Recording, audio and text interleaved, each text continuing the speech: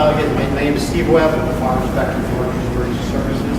Born and raised in Rutgers. I've been around Rutgers all my life. About 30 years, right? Thank you very much. Yeah. Past life, I used to be a U.S. Capitol Police officer, federal officer for U.S. Capitol Police.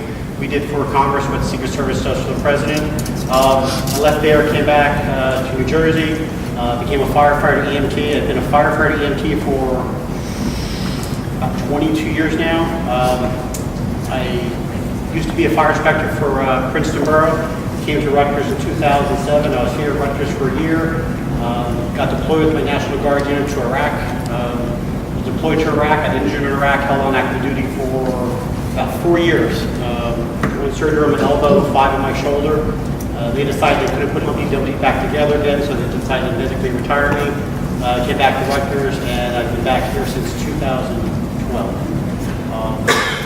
Rutgers Emergency Services, what we do is we are the other uniformed services at Rutgers. You have Rutgers RUPD, and you have Rutgers Emergency Services. We respond to medical emergencies. We have EMTs on staff 24 hours a day, 7 days a week. We have 7 lieutenants who are 24/7, respond to any kind of emergency, from a student who's locked out of a vehicle to somebody needs a jump start to any kind of emergency, whether it's hazardous materials, an injury, smells, anything like that. We have our own fire safety bureau where we do all the fire alarms and all the sprinkler systems for our buildings. Right now, it's the Newark and New Brunswick Piscataway campus. Within 2 to 3 months, we're going to be doing everything from Sussex County down to Cape May. Anything that has Rutgers' name on it, we're going to be doing. In my area, we're the Fire Prevention Bureau. We do all the fire inspections for all the buildings in the state. I'm also the inspector who does all the dorms. We have 144 dorms throughout the Rutgers system between Camden, here, and Newark. And we're in every single building at least once a year. It's a nice job because, like I said, I've been around Rutgers all my life, and this is a great place. I mean, seeing that every year we have 6,000 students, new students coming in, and it's just meeting the parents, meeting the students, their faculty. We're all a family. Our job is to protect our stakeholders, which are your students and yourselves. So when you come here, you know that your facilities are safe, your students are safe, they have a great experience. And like we say, once they graduate and they become alumni of the university, we start sending alumni letters saying, hey, come back, we need you to help the university. So our students have a little bit of a love-hate relationship with your office, right? They love the fact that you're there to protect them. They maybe dislike sometimes the protocols and procedures that you have to follow to make sure that safety equipment and all that is working. Can you talk a little bit about what you do with regards to the residence halls in terms of making sure that safety equipment is working? I did apologize. Usually when we do the new student orientation during the summer, there's so much information that the parents and the students have to get. We have 4 questions that we have to cram everything in. And with fire safety, you have to be very robust. I could be here till 11 o'clock at night because I take it very seriously. You are, by having your students here at Rutgers, you are giving us your most prized possession, your sons and daughters. And our job is to make sure that they're safe. And we do like our dorm inspections. We do room inspections. Every single student room gets inspected once a year. All the dorms get inspected once a year. And the students don't like to hear some of the things that we tell them because there's certain items, there's a prohibited item list that the university has that the students cannot have in their residence halls. And we are the people to say, I'm sorry, you're in violation of the university policy, here's your summons. There's no monetary fine on it. It's just to let them know that with anything, there are rules. There's a structure, and they've violated that, so they need to remove it. And we do as a teaching. We don't want to come down hard on them, so they're against us and they're against everything. We just want to explain to them why this is why you can't have a hot plate in your room. If you don't have a kitchen in your suite, you can't cook in your room. You might think, like toasters. Students will say, well, you know what, I got an early class on Wednesdays. I don't want to go to the dining hall and get breakfast. Let me sit at a toaster. I'll get some bread, make some toast. When I'm done, I'll just put it in the closet or put it under my bed because I know I'm not supposed to have it. Well, it's still hot. We're going to put it under the bed, we're going to put it in the closet, and it's going to start a fire. We take fire prevention very seriously. The more things that we find during inspection, that cuts down on preventable fires that we have, and knock on wood. We haven't had many. I think the last fire that we've had was a couple of years ago. And again, luckily nobody's been hurt, it's just something that happened. Precautionary, though, you do give some really great advice to our incoming students with regards to being aware of their surroundings, being aware of exits. Do you mind sharing with our parents and families here what it is that you tell your students about doors and that sort of thing? I have a, yes. Sorry, is there a fire alarm in every room, or is it only all? Every single, let me backtrack. Because of a fire at Seton Hall back in the early 2000s, three students were killed in that fire. This was a building where there were no sprinklers, a 7-story building. The fire was set on the 3rd floor. From the time that the fire was set until the time that the fire department got there and put the fire out, it was only about 9.5 to 10 minutes. 3 students died in the first 3.5 minutes of the fire. Because of that fire, the state of New Jersey said every college and university in New Jersey had 10 years to put sprinklers in all their dorms. Rutgers did it within 7. So every single dorm has an automatic fire alarm system and has a sprinkler system. The fire alarm system is just like the one you have at home, but it's hardwired. So if there is smoke, the alarm goes off, it sends a signal to our dispatch. The dispatch dispatches us, dispatches our UPD. We come find out what the problem is. If there is a fire that will activate the sprinkler system, 9 times out of 10, the sprinkler system will put the fire out. They are designed to save lives, so if it doesn't put the fire out directly, it'll contain it, so it's smaller, so it won't spread. And then this way we can come in and put the fire out. So every single dorm room has a smoke detector, and every single area, living rooms, the kitchen areas, the bedrooms, the hallways have sprinklers. If there is, we have some students who have suites that have kitchens where they can cook in that. If somebody is cooking and burns toast and it creates smoke, that's going to set an alarm off in that suite. It'll go to our dispatch center as a local alarm that there's an alarm in there. If a second smoke detector activates that suite, it upgrades the alarm. A lot of times, because of showers, people take a hot shower, they open the door, smoke detectors in the hallway, the steam comes out, it sets the alarm off. We don't want a building like the suites across the street where there are 560 students per building, where the entire building goes off and dumps everybody out to the street. It'll send us a signal that there's an alarm in that suite. So we'll send a lieutenant to check it out. If an alarm in the hallway, if there is smoke in the room and the student opens the alarm, opens the door and the smoke goes in the hallway, it's going to go from a local alarm to just that room to a building alarm. And then the entire building alarm is going to go off and they're going to go out. Like Frankie was saying, we try to impress upon students, not only the students, but the staff, the faculty, and visitors. Any place you go, you should always look for 2 exits. This room here, you've been in this room probably, what, about a half hour now? How many exits are in this room? 2 exits. Exit sign. This is my job. I bug my family. When we go on vacation, I go around, I check the exit sign. We go to a hotel, I check, right, I tell all the students during orientation, when they go to the dorm room for the first time and they bring a box of stuff that you bought them for their dorm room that they're never going to use and they're going to stuff in the closet until you come visit and you pull it out. As soon as they visit their room for the first time, I want them to count how many doors from their dorm room to the stairwell. Because in a fire, you never want to use the elevator. You want to use the stairs. And we want the students to know where the exits are because everybody came to that door. So if there was an emergency, about 98% of you would get up and go out that door because that's where you came in. That's familiar. This is unknown. You don't know where that goes. So you go out that door, you could be outside, you could be in another room. And we tell the students, exit signs are like breadcrumbs.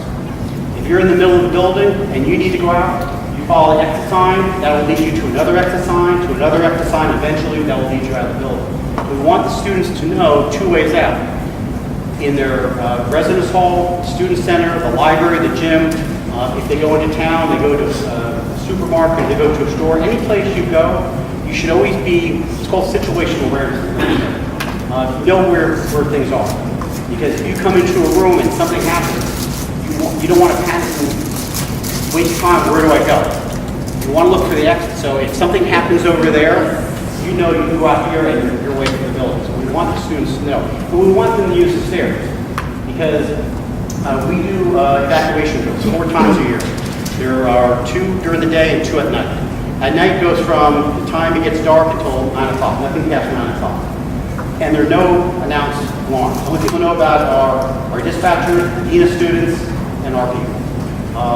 Res Life, the AAs and the RAs in the buildings don't know about it. And what we'll do is we'll go in, we'll set our people out, we'll spread the around, we'll go over and pull the fire alarm. Because we want students to know, anytime a fire alarm goes off, you have to think about those students that got hurt and died at Seton Hall. Whenever I tell the students, whenever a fire alarm goes off, you have to think, there's a stopwatch going. And you've got 3.5, 4 minutes to get out of the building. Everything they have in their room, their computers, their books, their clothes, that can be replaced. They cannot be replaced. So we want them to just get up and get out. We have all the keys to the Magic Kingdom. If they forget their keys, we can get them back into the room. We want them, as soon as the fire alarm goes off, to think, okay, get up, I'm going to go out, I'm going to go down the hallway, I'm going to go down the stairs, away from the building, and let emergency services deal with the emergency. The worst thing for us, we show up to a building that's 4 or 5 stories, the fire alarm's going off, and we pull up and we get out of the vehicle, and there's nobody outside. And we look up, and there are students in the windows on their cell phones looking out, calling their friends. Do I have to go out? Is it just a drill? Is it just a, what do I do? That's the wrong time. Because instead of going to where the emergency is, we have to go into the mode of getting all these people out. And that's going to expand our time to deal with the emergency. Like I said, we'd rather have the students outside ticked off because it's raining or snowing and it's cold and they're outside for false activation than be inside and there be an actual emergency and trying to get them out. Other questions? Yeah.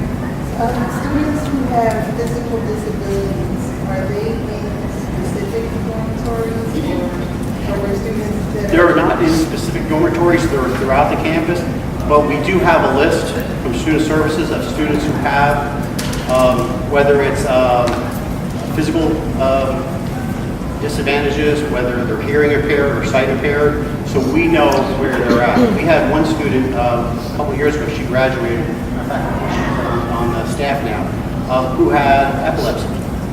And whenever the fire alarm would go off, and the horn strobe would sound, and the light would sound, she would have an epileptic seizure. And we didn't know about it until we were doing the evacuation drill, walking around, and we heard her coming from the room. So when we keyed in, and she was on the floor behind the door, she didn't tell us. She didn't let Disability services know that she had this issue. But once that happened, now we know. So whenever we're doing the evacuation drill, we go there to see if she was in the room. And her room was moved, so she's right by the exit. So if the fire alarm went off for any reason, all she had to do is, there were 4 steps. Out her door, turn left, 3 steps, and she's out of the building. So she wouldn't have to go far from the building. And so we have students throughout the campus, all the campuses, that have issues, so we know where they're at. The RAs know what they are. And we tell the students at the beginning of the year, beginning of the school year, everybody's healthy. We have a lot of athletes. Guaranteed the first week of classes, you're going to have a student athlete who's going to hurt their knee, hurt their ankles, they're on crutches. Even if you're not an athlete, you walk across the street, you step off the curb and you sprain your ankle, now you're on crutches. And trying to negotiate the stairs. And we tell the students, think about the students on your floor. If something happens to you and you need help, you'd want somebody to help you, so help them. If you have to slow down and walk with somebody, get them out of the building, then help them. If a student can't get out of their room, now all the buildings are sprinkled, so if there's a fire, even say this building here, if there's a fire on the other side of the building, we're safe here. These are fire doors, they're designed to keep heat and smoke out for 2 hours. The sprinkler's going to deal with the emergency, so even if it's on the other side of the building and you're here, you're safe. In the residence hall, the same way. A student, there could be an issue in a student room, and down the hall, across the hall, other floors, there's no rush to get out if they can't get out of the room. You need to call 911, let us know who they are, where they are, what part of the building, what floor, and we'll come and get them. If they can get out of their room but they can't go down the stairs, there are stairways that are designed as areas of refuge, where the doors and the walls in that stairway are designed to keep heat and smoke out for up to 2 hours. And we'll be there way before that, and there are, in the areas of refuge, there are yellow boxes. You hit the button and it goes right to our dispatch. They can say, hi, I'm Joe Smith, I'm in XYZ building on the 5th floor in the stairwell C, because there's a sign on the wall. I'm in stairwell C on this floor. I've got a broken leg, I've got a cast, I'm on crutches, or I'm in a wheelchair. I can't get out. So they let us know exactly where they are, so we can come in that stairwell, go up and get them out.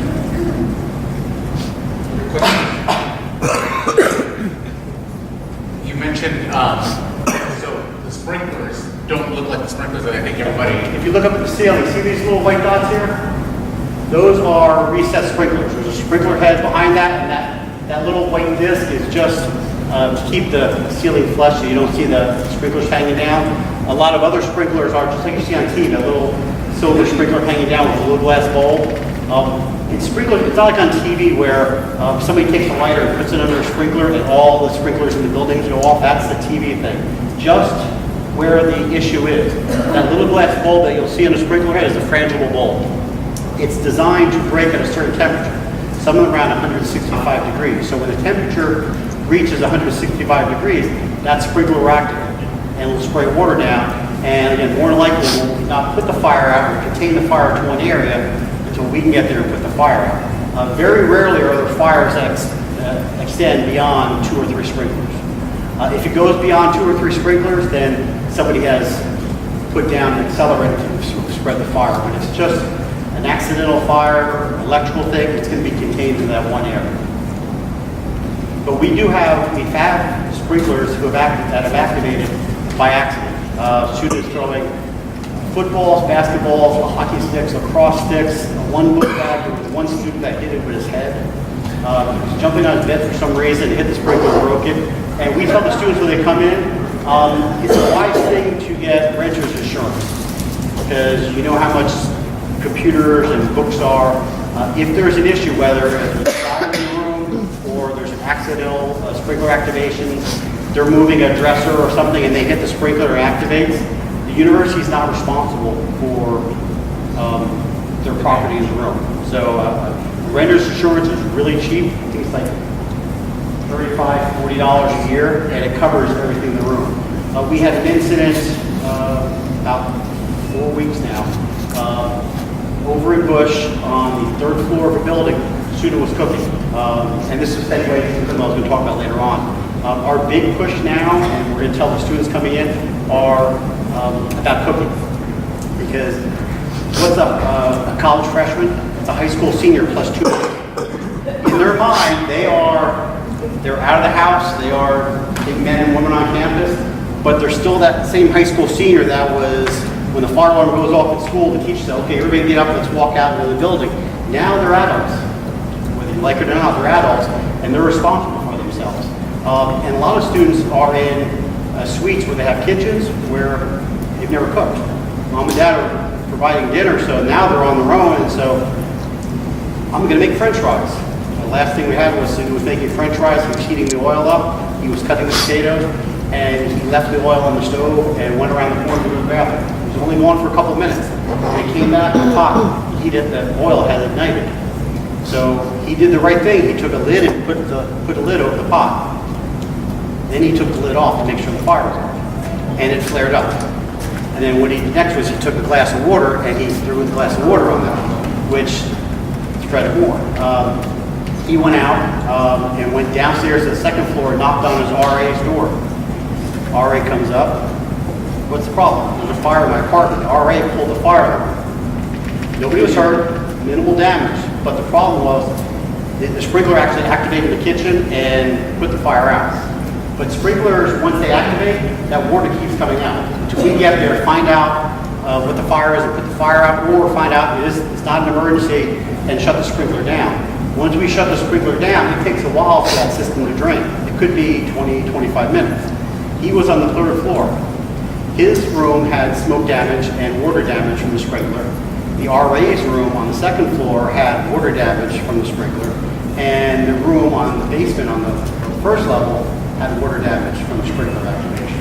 So our big push from now on, besides everything else we tell the student, is when they cook, to make sure they either have a lid or a cookie sheet and oven mitt, so they can, if a fire does start, they can put the lid on. Even if you take a cookie sheet and you set it on the pan, it's going to cut off the oxygen to the fire. It's going to stop the fire. And then let us know as soon as it happens. Call 911 and tell us what happens so we can respond to it. And the other thing is, if they are cooking, do not leave the stove. If you're going to go right into your room, you turn the stove off. If you're in your suite and the fire alarm goes off and we're doing evacuation drill, turn the stove off. We've had things where we do the evacuation drill, we go through and make sure that everybody gets out.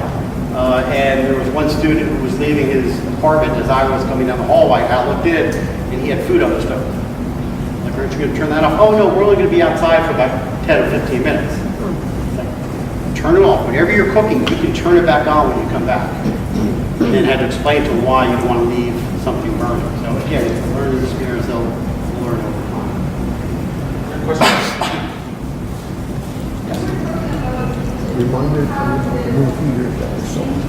There are fire extinguishers, and we don't do fire extinguisher certification because there's a whole course. And the idea about fire extinguishers are, we don't want people fighting fire.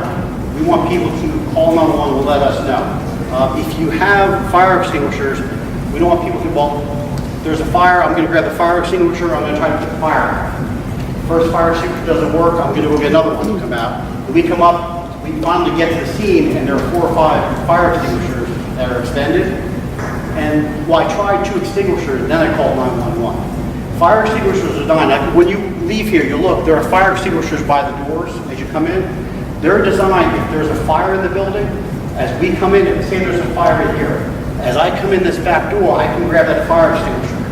And if I need to use that fire extinguisher to get somebody out, I can use the fire extinguisher, knock the fire down enough to come in, grab somebody and get them out of the room so they can go out. Every kitchen has a little fire extinguisher, but the incidents that we've had, none of the students used it. We had an incident last year where somebody was going to make chicken, the oil heated up, the oil ignited, and she left her apartment, went across the hallway to tell the student over there that she had a fire in her apartment. That student grabbed his fire extinguisher, she came over and used it. From where her stove was to where the fire extinguisher was this far away. All she had to do was grab the fire extinguisher, shoot it, and put it out. Every September is Campus Fire Safety Month. And we started last year, we expanded this year, we went to every single student center. We have 7 of them throughout the state. And we have fire extinguisher training. And we do fire extinguisher awareness. So the students will know that it doesn't shoot out the white powder like a regular extinguisher does. It just has the green lights. We have a computer screen that looks like a fire. And if they use it properly, it puts the fire out. But the extinguisher is the same weight as a regular fire extinguisher. Everybody knows what to do with a fire extinguisher. You know what pass is? If you grab a fire extinguisher, see, I get talking on this. 1 second. So one of the things, while Steve does this, how many of your students live off campus? So we'll also talk about what safety measures they can take to make sure that they are keeping themselves safe. Because obviously, Steve and his crew aren't necessarily going off campus and checking for the safety of that. But we'll get to that later. Yeah. With a fire extinguisher, real quick. Basic fire extinguisher. Whenever you use a fire, even the ones in your home, think of PASS. Acronym PASS. P-A-S-S. A is pull the pin. This little pin here, you pull it, and just pull it and just throw it. A is for aim. You take the little handle off, and you aim it at the base of the fire. You don't want to aim for the top of the fire, because the flames are the product of combustion. You want to get what's burning, so you want to get to the bottom of the fire. The first S is squeeze. You take the handle, and you squeeze it. And when we do the demonstration with students, excuse me, the majority of them will squeeze a little bit, say, it's not working. Squeeze. And you squeeze it like it owes you money. And you squeeze it all the way down, and the stuff will come out. And then the last S is for spray. You spray back and forth. You keep going back and forth until the fire goes out, and then you keep spraying until the extinguisher is empty. And then once the fire is out, put the fire extinguisher down, have somebody call 911, or you pull the pull station or call 911. And we want this so students are familiar. What I tell the parents is, if you have a little small kitchen fire extinguisher that's been in your kitchen for 8 years, 10 years, behind something that, oh, well, it's back in the corner, pull it out. You can go to Home Depot, Lowe's, Walmart, Target, you can get another one. Get a new one, take the extinguisher you have at home, take it in your backyard, set a target up, and have your family members pull the pin and spray a little bit. And each person knows how to use it. And then you can, once you expend that extinguisher, you can throw it away and you have a new one. This way, if you have any younger kids, if they're home alone, they know how to use it. If you're using it, because everybody has one, but luckily you don't have to use it. And when there is a fire, an emergency, that's the worst time to go, okay, well, grab the fire extinguisher. And they all have instructions on it, but you have a fire and you're sitting here reading it as the fire is growing. And by the time you go to use it, it's up the wall. Off campus, sorry. Did you say that that training to all the incoming students with like? Well, we have about 6,000 students every summer, so there's no way we can do every single student. But we have, during September, Campus Fire Safety Month, at the student centers during the change of classes, we have a demonstration. What we do is kind of, to draw them in, we have a raffle ticket where they get signed, they get a first prize was a $100 Barnes & gift card, and there was a couple of other gift certificates. So get them to use it. And a lot of the students go, I never knew how to use a fire extinguisher. Now I know how it is. We are trying to work with a program to make a video demonstration on how to use an extinguisher. With new students coming in, there's so many things that the new students have to do that between the time they get accepted to Rutgers and they get here in the beginning of September, there's so many, you have to do this, you have to do that, you have to do this. So we try to fit it in, and we're going to create a video so they can access it whenever. They're here their first week or whatever, they can click on it and view this little 5-7 minute video, and they click on it, and then it signs that, okay, they've seen it, so they're aware of it. But students who live off campus, I tell students, it might be a pain in the butt living in a dorm or residence hall because you're not really in your own space and everybody's there. But you have to think of all our facilities, if there's a problem with the heat, facilities takes care of it. If there's a problem with no hot water or too much hot water, facilities takes care of it. If there's a problem with electricity, facilities takes care of it. Facility is here. When a student moves off campus, again, born and raised in New Brunswick, I've been around the Rutgers students all my life. It's a different animal because if you live off campus, basically you're a rent check for 10 months out of the year. You need to find out, and the university has created a new off-campus office, and it'll help students find off-campus living, and they kind of vet the landlords who are in the area. They don't make recommendations. Right, yeah. We're not in that business. Yeah, we don't do that, but like landlords will come to them and then they'll say, there's kind of a list of things that you need to look for. And we tell the students, when you go to, you're looking at an apartment in town, whether it's New Brunswick, Highland Park, Piscataway, or whatever, ask questions like little things like, who changes the battery in the smoke detector? There was a fire a couple of years ago at Purdue University, off campus.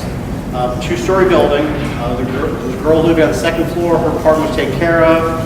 On the first floor, there was a guy who really didn't take care of his apartment. He was cleaning the carburetor on his motorcycle. He brought it in.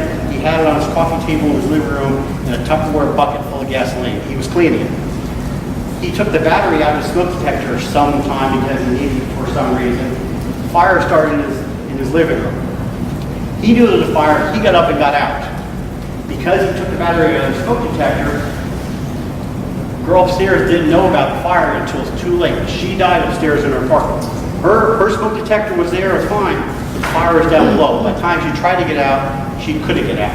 So if your students are thinking about living off campus, ask questions like, who changed the battery in the smoke detector? You're supposed to change the batteries when you change the clocks. Okay? Hockey, lacrosse, rugby, we're at all these different campuses. And then during Thursday and Friday night, when students are out of class and they're studying until late at night, as they do at most universities, we have an extra ambulance on staff. So if anything happens, so if a student's, again, walking across the street and steps off the curb at night and sprains their ankle, we can respond to it. We can transport students from where they're at to the campus health centers. If it's something minor, if they need to go to the emergency room, we'll either take them to St. Peter's or Robert Wood. We're lucky we have 2 great hospitals within 5 minutes of the farthest part of our campus. We've got a level 1 trauma center at Robert Wood that can handle anything. So anything that can happen to your students, they can be taken care of. And they'll be in a top level emergency room within 5 minutes of us getting to them. Other questions? All right. Well, Steve, unless there's other pearls of wisdom that you want to impart here, I think we're good. One thing on the prohibitive item list. This list is a long list. They always add a couple of things and change a couple of things. But things you need to think of, extension cords. Don't have your students go out and get those brown and white dollar store extension cords. They probably know by now, how many freshmen, students, they're going to find out from now, it's their 2.5 months of being on campus here, they're going to find out that there are not enough electrical outlets for all their electrical devices in a room. And if they have one roommate, they're sharing that stuff. So what they'll do is they'll get an extension cord and they'll run it across the carpet, and don't do it at home too. If you have an outlet over here and you need power over here, you get an extension cord and you run under the carpet. Remember when you were a kid, you squeezed a garden hose and the water came out faster? When you do that with the electrical cord, if you step on under a rug, you're breaking down the insulation, of that wire, and the current is still trying to go through, so it's going to force that current through, and that resistance is going to build up heat. And even though there might be a circuit breaker on that outlet, by the time the resistance gets big enough to trip the circuit breaker for the outlet, whatever blocking, whether it's underneath the carpet, it's behind a dresser, or against the curtains, whatever flammable is going to ignite before the circuit breaker is going to trip. So we tell students, don't go out and get those dollar store, the white brown dollar store extension cord. Get a power strip for a computer. Make sure it has a circuit breaker on. That way, if they plug in their Xbox or flat screen TV or whatever, and there's a power surge in the building, it'll cut off the power to that device to protect their Xbox or computer or whatever. Or if they plug something in and that device malfunctions, it's going to cut the power off. It's going to protect the electrical system. The worst thing is to get an extension cord, and we still see them. One of the student activity center, the store there, a couple of years ago, were actually selling extension cords. Students were coming down from the river dorms, going down, buying the extension cords. We would come through, do our room inspection, find the extension cords, and we'd write them up for the extension cords. And then we kind of tracked it down to, when we went to the store and say, you're selling things that they can't have. So if you don't sell the extension cords and you sell the proper power strips, they'll buy the power strips, they won't get in trouble, you'll make sales, and everybody will be happy. That's what they did. Now we've cut it down. Candles are prohibited. Even if your students, they're involved with sororities or fraternities, and they give them a birthday cake for their birthday, and they bring the candle back to the room, or if it's a candle from Bed Bath & Beyond that their grandmother gave them or their aunt gave them, and they're never going to use it as a candle but it's covered in cellophane, it's still a candle, and they're prohibited. So they can't have it. Again, I'm the father of two daughters. I have one daughter who is 21 going on 12, and one who is 15 going on 32. And the same thing, it's like there are rules. So if the university says you can't have something, you can't have it. It's not, there's no gray area, it's black and white. The university says you can't have it, you can't have it, you can't argue. But we don't bring the thumb down to the students. We'll explain to the student why they can't have it. If I go into the room and there are candles there, I'll give them a warning. I'll say, I'm going to come back sometime soon. So I expect you to get rid of these candles. If I come back and the candles are still there, then Inspector Nice Guy goes away and I'll write you up, and that goes to the Dean of Students. And then you need to explain to the Dean of Students why you thought it was more important to have a candle than to listen to the rules. Something like that happens when we're doing evacuation. Everybody has to leave. The only people that go into a building when there's a fire emergency are us. RUPD then stops at the door, let us go in. Everybody needs to come out of the building. We check the buildings to make sure students go out. And a couple of years ago, we were doing it. We were out checking the building, and we could hear sounds inside the room. So we went and knocked on the door, and nothing's going on. It's like, I served in Iraq, so I'm listening to sound like, it sounds like a really good battle going on in this room. So we keyed in the room, and this kid had a flat screen TV about the size of that, bigger than one I have. And he's playing Call of Duty, and he had the headset on. And he's sitting there playing the game, and I walked in, and I stood right next to him. I said who I was, he couldn't hear me, and I'm walking right next to him, and I'm standing there, and he's playing the game, and I tapped him on the shoulder, he's like, yeah, I'll be right with you. And I was like, no. Then I went over and I plugged the game, he got really angry. He said, dude, that's the best game I ever had. I'm like, I'm sorry, but here's your summons now. Now you need to explain to the students why you thought it was more important to play a video game than to get out when the fire alarm goes off. I tell the students, we'd rather have them outside, any emergency, than to be inside, and then we have to call you and say your son or daughter is not coming home for Christmas break because they got hurt in the fire. And my wife doesn't want to get a call from my chief saying, I'm not coming home tonight because I got hurt in the fire because a student didn't pay attention to the fire alarm, couldn't get out, and we had to go in and get them out. We'd rather have them outside, let us deal with the emergency, and then we'll get them back into the dorm. If at any time you have any questions about fire response, any emergency services thing, our website is rupes.rutgers.edu. You can go on that website, you can submit a question, and we will get back. If I don't get back to you, they'll go to my chief or my manager. They'll get it to me. Somebody will get back to your request. Any questions you have, any questions that your students have, we tell the students, if you see something, say something. You see something that's not, something kind of hinky, you're not sure about something in your dorm, talk to your RA. That's what the RAs are for. If you don't want to talk to your RA, give us a call. You see somebody in uniform, ask somebody in uniform. I saw this, somebody's doing this. This looks like there's something wrong, whether the light fixture is coming out of the wall or the electrical outlet doesn't look right. Let somebody know. It's all about communication. No stupid questions. So if your students, if you have any questions, any concerns, contact us. We'll let you know what it is. Again, there are no stupid questions.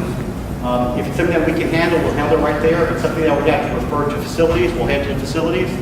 But that's what we're here for. We're all here. You're all part of the Rutgers family. So we're here to answer your questions, answer your concerns, answer your students' questions and concerns. So if anything comes up, if you don't think about it now, send us an email and we'll answer your question. Yes. Yeah, so this is going to be a tough question. I mean, it's going to be Okay. tough, but like I said, there are treasures. So the incident that happened a couple of weeks ago in the business school, how are the students, are they taught how to react to it? Are they taught what to do? Are there explanations? Is there preparation? What the university does is, again, talking to RUPD, I can't talk what their tactics are doing, but being a former officer myself, again, we have 35,000 resident students and over 60,000 students altogether, so we can't teach every single person. But again, it's all self-aware. What RUPD does is they go around to the student centers and talk to the student center staff, and any department that has any concerns, they'll talk to them, and we'll go through about the run, height, or fight, or one fight or hide. And there's also on the RUPD website where they can go through and there's information, there's actually a video that will show the students what to do. Speaking of that, I know about that incident. It's an open building. A person came in. It could be here. It could be New York. It could be New Brunswick. It could be anywhere. Excuse me. Person came in, had ill will, did what they wanted to do, and RUPD was there real quick and dealt with the situation.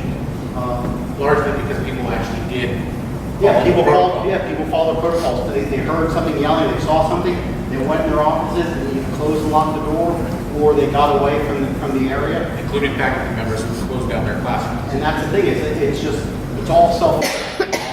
With the Pokemon Go, we tell students are walking around, they get in the school here with their cell phones. Oh yeah, look at this, I'm finding, look, there's this, the Charmander, and they're tripping over this. Or they're walking around with their iPhones. They're walking through New Brunswick and they got their phone like this. You got a $500 iPhone. All it takes is somebody to walk up and take your phone out of your hand and run away. And you're out your phone. Your students need to be self-aware. You need to be self-aware. When you're at work, no matter where you work, something happens, something doesn't sound right, you need to know what to do. If you work in an office, ask your office manager, what are our plans? If there's an emergency, whether it's an active shooter or something like that, or there's a disgruntled employee that's having an argument with the manager. You see something, say something. Something like that, it was handled real quick. This person had an issue, whether they had an issue with that professor or happened to be the unlucky person that they came upon. But it was handled real quick. And again, our EMTs were there, our lieutenants were there, our UPD was there, the paramedics were there. They were treated, they were taken to the trauma center, and as of today, all three of them are, a couple are still in the hospital, but they're doing fine. And the main thing is for your students is be self-aware. I mean, this is Rutgers, they're college, they're having fun, but when they walk from here to whatever building, they need to know what's going on. And our professors are really good. If there's a fire alarm going on, a fire alarm goes off when they're in class, they all know that, okay, well, I don't know what the fire alarm was going on, but okay, we're going to stop class, we're going to go outside. A lot of them go, okay, well, you know what? 5 minutes, we're going to meet out by the big tree in the courtyard, and what they'll do is they'll go out and they'll continue class outside until we finish our evacuation drill or we deal with the emergency. We turn the alarm off, everybody go back in, they go, okay, we're going to go back in. And they'll just continue the class on the outside. But again, if your students have any concerns about that, ask. Any final questions here? Before we begin to wrap up? One more. Sure. You're talking about the incident that happened not too long ago during the day. I have students that are science majors and go absolutely crazy. So they're at the library 3 and 4 o'clock in the morning. Is that a different scenario? Because I know there's a lot less people, there's no professors, there's less classroom time. If they're in a building, whether it's a lab building or the library or something like that, there's always staff there. Obviously, there's not that many people, as many people during the day. But if they're in a library and they're stacked and they're studying and they see somebody that's just not right, best thing for them to do is pick their stuff up and move. If you're in the library and it's 2 o'clock in the morning, don't go way in the back. I mean, stay near. There's not that many people in the building, so stay close to the entrance. Stay where the staff are. It's quiet. If it's during the day and they see something, then move. If they see somebody while they're either in the lab or they're somewhere else, and it's something that they're not really sure about, call your UPD. And libraries after 9 o'clock require an ID for entrance. Okay, now both of my kids are commuters. Now if they're leaving the library at 3 o'clock in the morning, headed to their cars, any advice for them? They can call our UPD. We have a thing called a night mover. Our buses are 24 hours a day, except for 16 hours a day between 16 hours for the entire week, and it's Monday through Thursday between 3 to 7. 3 to 7. The buses have to go down for maintenance. During that time when the buses aren't in service, we have 3 big bus vans. They can call the night mover, which is RUPD, or they can just call the police dispatcher and say, hi, my name is Dane Jones. I'm at Alexander Library. I'd like an escort to my car, or I need to go back to my dorm over in Livingston. Can I get a ride? And they'll say, okay, we'll pick you up. And we want the students to ask, how long is it going to be? Because you can't reserve a ride. You can't say, well, I'm going to be leaving the library at 2 o'clock, so it's 9 o'clock at night now. Can you pick me up at 2 o'clock in the morning? They might get other calls. So they call and say, I'm at this place. I'd like to transport back to my residence hall, and they'll come and pick them up. If they just want to walk from their building to where their car is, or their building to their dorm, even if it's 100 yards away, they can call RUPD. We have students who are community service officers. They are students who most of them are criminal justice majors. We have security people who are on 24 hours a day. We have PD. And what they'll do is say, I'm at the library. I want to go over there. It's night. It's 11 o'clock at night.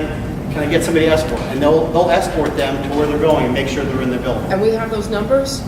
Yes, the students have, I can find them right now, The students also get all this information at orientation. And they are typically, if they're living on campus, it is located in the lobby areas for at least the first 6 weeks so that they can program those into their. And what if they're parked in the Sears parking lot? That's an issue because it's not Rutgers, really, they're not supposed to be parking in the Sears parking lot. They all do. I understand they've done that for eons. Years, yes. But you think about it, it's private parking. Sears could actually call New I Brunswick bet. Police and ticket people for parking in that parking lot. If they're, But it costs a fortune to get something for this lot, for this lot, for this semester, for that semester. A fortune. well, everybody, even us, I work at the Public Safety Building on 55 Commercial Avenue. We have a parking deck attached to our building, and I still have to pay $85 a year to park at my parking in my building. That's pretty ridiculous. It's the way, what they do for the parking and that, the permits for all the parking passes, it goes to paying for the maintenance of the parking deck, to maintain the lights, the paving, the lines and everything. It goes to maintain all the lots that we have. The taxis don't do that? No, that's all through our transportation. Where's all the football money go? Seems to me, millions and millions and millions, that should go towards some of that. Unfortunately, I'm here for fire safety. I know, but still, hey, that's a valid point, damn it. But the things like that is, if they're parked in the Sears parking lot and they are going from the Douglas Library and they're going over there, I can't see our CSOs or our security people going, no, I'm going to drop you off here, you have to go over there. I mean, the line is a little flexible. It's not a hard and fast rule, but if it's just 50 yards, so I can't see them and say, well, we're just going to walk you and just leave you off there. But again, they are off campus. If they are on the other side of Easton Avenue and they're in New Brunswick, it's still, they're off campus. So they wouldn't take them to there. It's kind of like, but we also tell the students, if you're going somewhere, tell somebody where you're going, go with somebody. Go with one or two friends so you're together. Again, talking about off-campus stuff. Thursday, Friday night, everybody all the students have Nixle. So if there's a crime alert, something happens, everybody gets it on their phone. Again, it's New Brunswick. This is a major city in the state of New Jersey. It does have issues like other major cities do. Students need to be self-aware. If they're out imbibing in town and they're walking back on campus, their situational awareness isn't here, it's down here. Something could happen. So, but if you're walking with 2 or 3 of your friends, you're less of a target. If you're by yourself at 12 o'clock, 1 o'clock in the morning, and you're coming back from a friend's house, you're coming back from a bar, you've made yourself a target. Like I tell my kids, there are 3 types of people in the world. There are sheep, there are wolves, and there are sheepdogs. The wolves are out to hunt for the sheep. The sheep are the ones that just walk around with their heads in the ground, and the sheepdogs are people like us in RUPD. They're out there to protect the sheep from the wolves. But if the sheep stay together in a group, 1 or 2 or 3, it's better than being by themselves. If you're walking through the street and you're by yourself, you're a target. If you're with 2 or 3 of your friends, you're less of a target. And unfortunately, it's all self-aware. It's a big city and it's something we have to I know do. what you're saying. I have a 24-year-old who looks like she's 13, and because she's a science major, she really doesn't have any friends, and she can't study that well with a bunch of people. So she is by herself all the time. So what she can do is, if she is in Alexander Library, one of the libraries, and she's ready to go back, she should have the Night Mover number in her phone. And it's called Night Mover. Night and Mover. I will make sure she Yeah, has Night, it. K-I-N-G-H-T. Oh, And okay. just, not N-I-G, it's I thought it was Scarlet N. Knight. Mhm. And again, it's on the transportation website. And I have the number here. And It's 732, if someone wants to write this down, 732-932-RIDE, R-I-D-E, and that's the R-I-D-E ends up translating to 7433. So again, that's 732-932-7433. And in addition, we talked about the escort service if you need to be walked somewhere. So that number would be the non-emergency phone number for Rutgers University Police Department, and that is 732-932-7211. Again, that's 732-932-7211. And with that, we're gonna have to cut it off here for the moment. I'm sure Steve is willing to stay a few extra minutes afterwards in case anybody has some additional questions, but please give him a round of applause. Thank you so much.